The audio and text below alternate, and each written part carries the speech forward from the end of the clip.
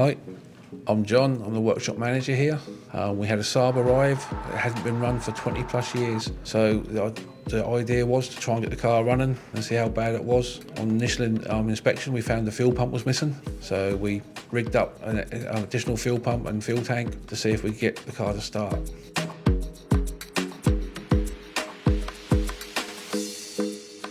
We make sure that the engine turns over, nothing's seized up or anything else. Ideally, we put a bit of oil down the boards to make sure that they're free and make sure that there is nothing seized or nothing that could cause an issue where turning the engine over is going to cause something to break or cause more damage.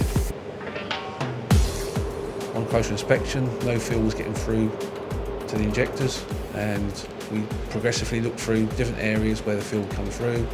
We took the fuel filter off, cleaned out the fuel filter, cleaned out the fuel lines, and tried to get the fuel up to the injectors. We managed to get the fuel up to the injectors, but we found that the fuel pipes were leaking. With lots of jiggling and pokery, we cleaned out the fuel filter, and we managed to get the car running on brake cleaner to start with, and then managed to get it running on the injectors, but wasn't very successful as the injector pipes were leaking.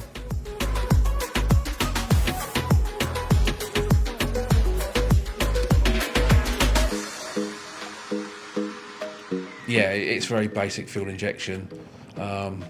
Most of it's mechanical, so it's all down to vacuum pressures, fuel pressures. It's all those situations. I mean, fuel pressure on fuel injection is important. We had the fuel pipes that were leaking, so we took the injectors out as well, and the injectors were all seized up, so we blew them through.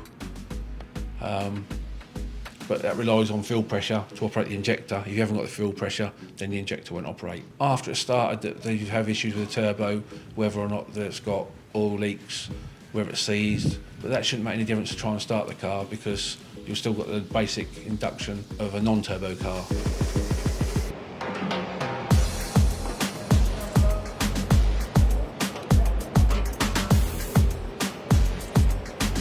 The hard part is it's an early fuel injection system. So when it's been left standing, especially with the fuel nowadays, there's a high possibility that things are seized, blocked or corroded, and those things you can't see inside.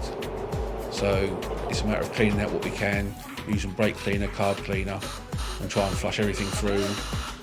As you see, we blow through the fuel filters, we blow through bits to see if they're clear. If they're not clear, we use an airline to clear them out. So all being well, we can clear all that out and it should be able to start.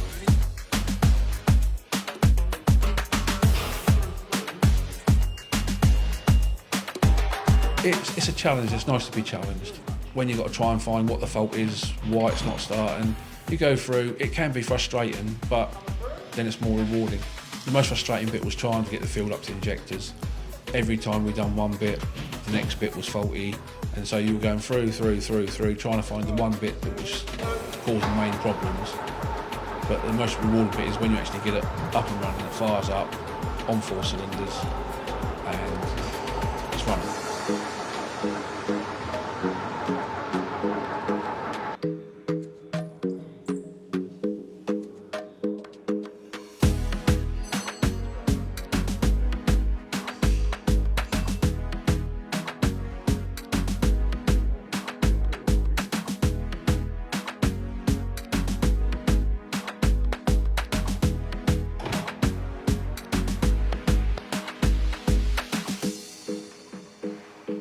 If you have modern fuel sitting there for a while and you have the slightest bit of moisture in the fuel tank, it will exaggerate that moisture over a period of time, and then it will corrode the injectors, the fuel lines, anything metal, anything plastic, so it's very corrosive.